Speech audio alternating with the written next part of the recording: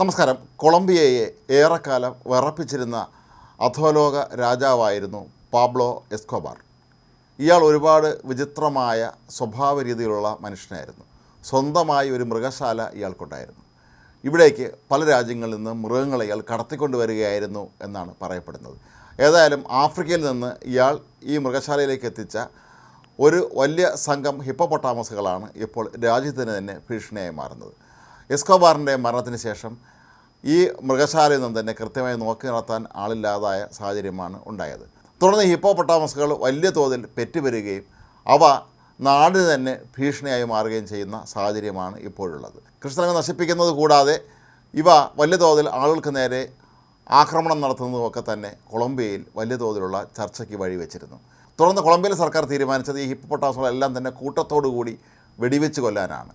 ഈ വാർത്ത പുറത്തു വന്നതിന് തൊട്ട് പിന്നാലെയാണ് ഇന്ത്യയിലെ പ്രമുഖ വ്യവസായ ഗ്രൂപ്പായ റിലയൻസിൻ്റെ മേധാവിയായ അനന്ത് അംബാനി തങ്ങളുടെ സ്വന്തം വന്യമൃഗ സംരക്ഷണ കേന്ദ്രത്തിൽ ഈ ഹിപ്പോപ്പൊട്ടാമസുകളെ പാർപ്പിക്കാൻ തയ്യാറാണ് എന്നുള്ള ഒരു അറിയിപ്പുമായി രംഗത്തെത്തിയത്. അനന്ത് അംബാനി ഇക്കാര്യം കൊളംബിയ സർക്കാരിനെയും അറിയിച്ചിട്ടുണ്ട്. എന്നാൽ കൊളംബിയയിലെ കാലാവസ്ഥയല്ല ഗുജറാത്തിലേത്. ഗുജറാത്തിലാണ് റിലയൻസ് ഗ്രൂപ്പിൻ്റെ സ്വന്തം വകയായിട്ടുള്ള ഒരുപക്ഷെ ലോകത്തിലെ തന്നെ ഏറ്റവും വലിയ വന്യജീവി സംരക്ഷണ കേന്ദ്രമായ വന്താര സ്ഥിതി ചെയ്യുന്നത്. എന്നാൽ ഹിപ്പോപ്പൊട്ടാമസുകൾക്ക് ഇവിടേക്കുള്ള മാറ്റത്തിലുണ്ടാകുന്ന കാലാവസ്ഥയിലെ പ്രതിസന്ധി തങ്ങൾ പരിഹരിക്കാം എന്നാണ് ഇപ്പോൾ റിലയൻസ് ഗ്രൂപ്പ് വ്യക്തമാക്കിയിരിക്കുന്നത്. അവർ പറയുന്നത് ശാസ്ത്രീയമായി തന്നെ ഇവരെ പാർപ്പിക്കുന്ന സ്ഥലത്ത് ഇതിനു വേണ്ടിയുള്ള ഒരു അന്തരീക്ഷം തന്നെ സൃഷ്ടിക്കാം എന്നാണ്. ഒരുപക്ഷെ കൃത്രിമമായി അവയ്ക്ക് കൊളംബിയയിലെ കാലാവസ്ഥ ഉറപ്പ് തരുന്ന തരത്തിലുള്ള എന്തെങ്കിലും സംവിധാനങ്ങൾ ഒരുക്കാനായിരിക്കാം അവരുദ്ദേശിക്കുന്നത്. മാത്രമല്ല അനന്ത് അംബാനി പറയുന്നൊരു പ്രധാനപ്പെട്ട കാര്യം ഈ ഹിപ്പോപ്പൊട്ടാമസുകളും ജീവനുള്ളവയാണ്, അവയോട് നമ്മൾ കൂടുതൽ കരുണ കാണിക്കണം. ഇവയെ വെടിവെച്ച് കൊന്ന് തള്ളുന്നത് കൊണ്ട് തന്നെ പ്രത്യേകിച്ച് ഒന്നും തന്നെ ചെയ്യാനില്ല. അത് അവരുടെ വർഗത്തോട് തന്നെ കാട്ടുന്ന ഒരു ക്രൂരതയാണ് എന്നാണ് അനന്ത് അംബാനി പറയുന്നത്.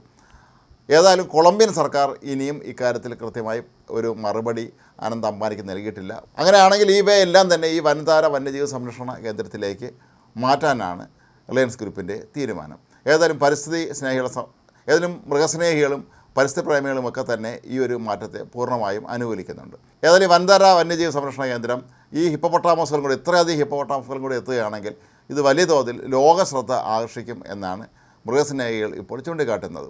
മൃഗങ്ങളെ കൊല്ലുന്നത് ഒഴിവാക്കാനായി എല്ലാവിധ സംവിധാനങ്ങളും, അതായത് വെറ്റിനറി ഡോക്ടർ ഉൾപ്പെടെയുള്ള എല്ലാ സൗകര്യങ്ങളും തങ്ങളുടെ ഒരുക്കിയിട്ടുണ്ട്, ഈ വൻതാരയിൽ ഒരുക്കിയിട്ടുണ്ട് എന്നാണ് അനന്ത് അംബാനി അറിയിക്കുന്നത്.